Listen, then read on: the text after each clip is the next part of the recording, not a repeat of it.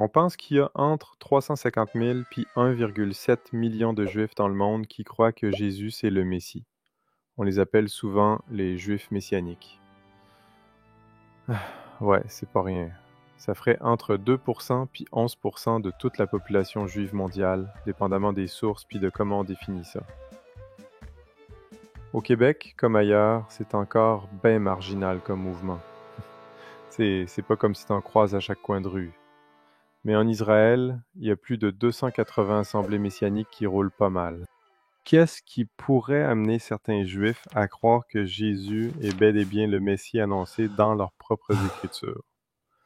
Aujourd'hui, on va jeter un coup d'œil à quelques passages dans l'Ancien Testament qui montrent clairement qu'un Fils de Dieu avait été prophétisé bien avant sa venue. C'est fascinant de voir comment ces textes, écrits des siècles avant Jésus, pointent vers un personnage unique, porteur d'une mission divine. Voici quelques exemples marquants. Ésaïe 7, verset 14. C'est pourquoi le Seigneur lui-même vous donnera un signe. Voici, la Vierge deviendra enceinte, elle enfantera un fils, et elle lui donnera le nom d'Emmanuel. Certaines traductions disent que le mot hébreu utilisé ici pour vierge est Alma, ce qui peut aussi vouloir dire une jeune femme. Mais dans le contexte, on comprend bien que Alma fait référence à une vierge parce que c'est le Seigneur lui-même qui annonce un signe. Et soyons honnêtes, une jeune femme qui tombe enceinte, ça arrive tous les jours, c'est pas un signe extraordinaire. Mais là, ce que le texte dit, c'est que la Vierge sera enceinte et qu'elle donnera naissance à un fils qu'on appellera Emmanuel, ce qui veut dire Dieu avec nous. C'est pas rien. Cette prophétie a été écrite par Ésaïe environ 700 ans avant Jésus-Christ, ou devrais-je dire avant Yeshua Mashiach. Je poursuis. Psaume 2. Je publierai le décret. L'Éternel m'a dit, tu es mon fils, je t'ai engendré aujourd'hui. Servez l'Éternel avec crainte et réjouissez-vous avec tremblement. Baisez le Fils, de peur qu'il ne s'irrite et que vous ne périssiez dans votre voie, car sa colère est prompte à s'enflammer. Heureux tous ceux qui se confient en lui. Ce verset-là, il est souvent vu comme une annonce messianique, où Dieu parle d'un fils qu'il établit comme roi sur Sion. Oh oui, on retrouve pas mal de mentions d'un fils divin dans l'Ancien Testament. Puis c'est pas juste des symboles flous ou des métaphores vagues, là. Quand on prend le temps de lire les textes comme faut, avec attention, on voit que l'idée d'un fils de Dieu, porteur d'une mission céleste, est bel et bien là. Des fois, c'est caché dans des images, puis d'autres fois, c'est annoncé bien direct. Proverbe 34. Qui est monté aux cieux et qui en est descendu? Qui a recueilli le vent dans ses mains? Qui a serré les eaux dans son vêtement? Qui a fait paraître les extrémités de la terre? Quel est son nom? Et quel est le nom de son fils? Le sais-tu? Oh wow! Là, on est vraiment dans quelque chose de profond. C'est pas banal, non. C'est loin d'être juste une belle phrase dans un vieux texte. Le sage Agur, dans ses paroles, semble carrément parler d'un être divin. Quelqu'un qui peut faire ce que seul Dieu est censé pouvoir faire. Et là, il glisse une mention de son fils. Attends une minute. Son fils? Le fils mentionné dans l'Ancien Testament? Ben oui. Ésaïe 9, 6.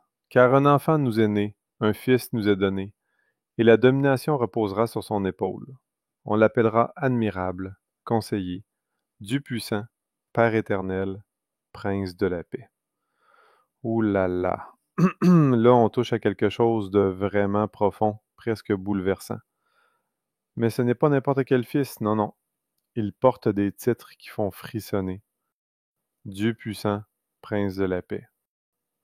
Tu vois, c'est pas juste un humain exceptionnel ou un prophète parmi tant d'autres. C'est clairement plus grand que ça. Et là, attention, le texte va encore plus loin. Le Fils est appelé Père éternel. Un peu incrédule. Attends une minute. Le Fils et le Père? C'est comme si les rôles se fondaient ensemble dans une seule personne divine. Ce genre de déclaration, c'est pas juste théologique, c'est une bombe spirituelle. Ça confirme que Yahvé, béni soit son nom, a lui-même choisi de prendre forme humaine, pas par obligation, mais par amour. Il est venu payer le prix pour nos péchés, pas juste symboliquement. Il a pris sur lui la douleur, la honte, le poids de tout ce qu'on n'arrive même pas à nommer. Regardez ici. C'est comme si chaque mot du texte criait « Je t'aime assez pour venir te chercher moi-même ». C'est intense, hein? Et pourtant, c'est là, noir sur blanc. Une révélation qui dépasse l'entendement, mais qui touche le cœur. Ésaïe 53a, qui a été révélé l'intervention de l'Éternel. Il a grandi tout droit, comme une jeune pousse ou comme une racine sortant d'un sol aride. Il n'avait ni prestance, ni beauté pour retenir notre attention, ni rien dans son aspect qui pût nous attirer. Il était méprisé, abandonné des hommes, un homme de douleur, habitué à la souffrance. Oui, il était semblable à ceux devant lesquels on détourne les yeux. Il était méprisé, et nous n'avons fait de lui aucun cas.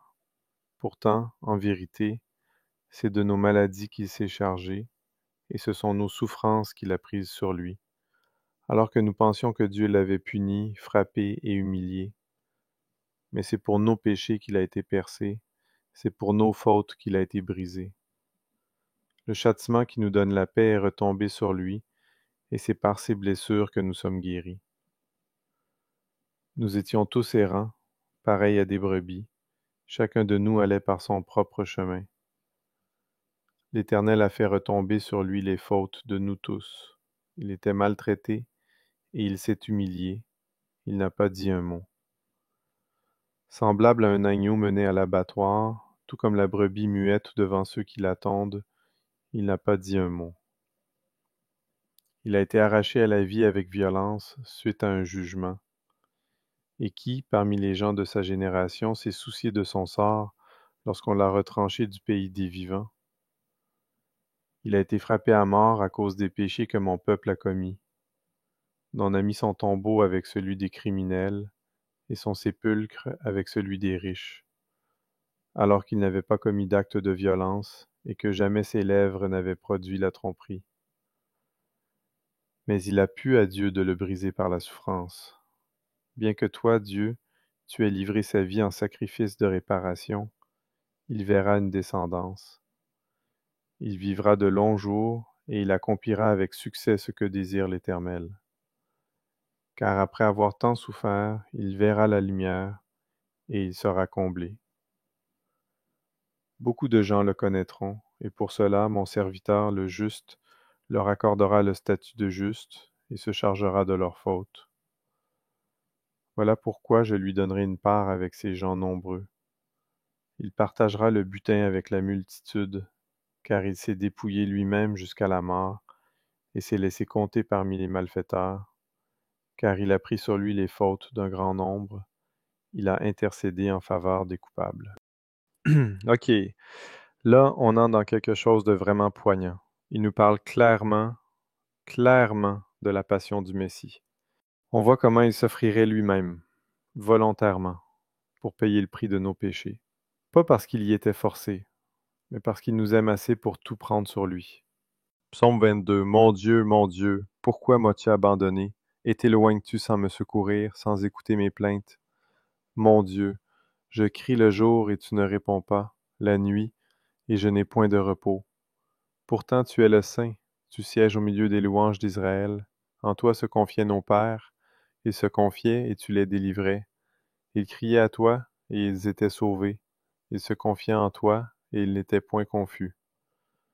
Et moi, je suis un ver et non un homme, l'opprobre des hommes et le méprisé du peuple. Tous ceux qui me voient se moquent de moi. Ils ouvrent la bouche, secouent la tête. Recommande-toi à l'Éternel, l'Éternel le sauvera, il le délivrera, puisqu'il l'aime. Oui, tu m'as fait sortir du sein maternel, tu m'as mis en sûreté sur les mamelles de ma mère. Dès le sein maternel, j'ai été sous ta garde. Dès le ventre de ma mère, tu as été mon Dieu. Ne t'éloigne pas de moi quand la détresse est proche, quand personne ne vient à mon secours. De nombreux taureaux sont autour de moi, des taureaux de Basan m'environnent, ils ouvrent contre moi leur gueule, semblables au lion qui déchire et rugit. Je suis comme de l'eau qui s'écoule, et tous mes os se séparent. Mon cœur est comme de la cire, il se fond dans mes entrailles. Ma force se dessèche comme l'argile, et ma langue s'attache à mon palais. Tu me réduis à la poussière de la mort. Car des chiens m'environnent, une bande de scélérats rôde autour de moi. Ils ont percé mes mains et mes pieds. Je pourrais compter tous mes os. Eux, ils observent, ils me regardent, ils se partagent mes vêtements, ils tirent au sort ma tunique. Et toi, Éternel, ne t'éloigne pas. Toi qui es ma force, viens en hâte à mon secours. Protège mon âme contre le glaive, ma vie contre le pouvoir des chiens. Sauve-moi de la gueule du lion, délivre-moi des cornes du buffle. Je publierai ton nom parmi mes frères, je te célébrerai au milieu de l'assemblée. Vous qui craignez l'Éternel, louez-le. Vous tous, postérité de Jacob, glorifiez-le. Tremblez devant lui, vous tous, postérité d'Israël, car il n'a ni mépris ni dédain pour les peines du misérable, et il ne lui cache point sa face, mais il l'écoute quand il crie à lui. Tu seras dans la grande assemblée l'objet de mes louanges. J'accomplirai mes vœux en présence de ceux qui te craignent. Les malheureux mangeront et se rassasieront. Ceux qui cherchent l'Éternel le célébreront. Que votre cœur vive à toujours. Toutes les extrémités de la terre penseront à l'Éternel et se tourneront vers lui. Toutes les familles des nations se prosterneront devant ta face. Car à l'Éternel appartient le règne, il domine sur les nations. Tous les puissants de la terre mangeront et se prosterneront aussi. Devant lui s'inclineront tous ceux qui descendent dans la poussière, ceux qui ne peuvent conserver leur vie. La postérité le servira, on parlera du Seigneur à la génération future. Quand elle viendra, elle annoncera sa justice, elle annoncera son œuvre au peuple nouveau-né. Puis regarde ici aussi, c'est comme si chaque mot du psaume criait la douleur, l'abandon, le sacrifice. Tu sens que c'est lourd, que c'est réel. Il ne fuit pas, il ne se cache pas, il avance, les bras ouverts vers la croix. Et tout ça pour nous, pour toi, pour moi. Ce psaume, c'est pas juste un texte ancien, c'est un cri d'amour, un cri de rédemption, une annonce divine qui traverse les siècles pour venir frapper à notre cœur aujourd'hui. Dans l'Ancien Testament, on peut voir, noir sur blanc, que la naissance virginale du Fils de Dieu a été prophétisée. Et pas juste ça, la mort du Messie aussi, décrite avec une précision frappante. C'est comme si chaque mot avait été placé là pour nous préparer, pour nous avertir, pour nous révéler quelque chose d'immense. On comprend alors que Yahweh, béni soit son nom, est venu en forme humaine, pas pour faire un tour, pas pour observer, mais pour payer le prix de nos péchés. Et c'est justement pour cette raison qu'il a permis que le temple soit détruit pendant près de 2000 ans. Parce que le sacrifice, le vrai, celui qui rachète une fois pour toutes, il avait été accompli. Presque incrédule. Maintenant, tous ceux qui placent leur confiance en lui, qui gardent ses commandements, peuvent devenir le temple du Saint-Esprit. Tu réalises? Le temple, c'est plus un bâtiment. C'est toi, c'est moi, c'est nous. On représente le royaume de Dieu ici sur terre. C'est pas juste une belle idée, c'est une réalité spirituelle puissante. Et si tu es juif et que tu entends ce message aujourd'hui, mets ta confiance dans le Messie Yeshua. Fais tes chouvas, détourne-toi de tes péchés, repens-toi. C'est pas une condamnation, c'est une invitation, une main tendue. Reviens à Dieu, retrouve ton identité spirituelle, marche dans la vérité, dans la paix qu'il t'offre. c'est là, c'est maintenant, et c'est pour toi.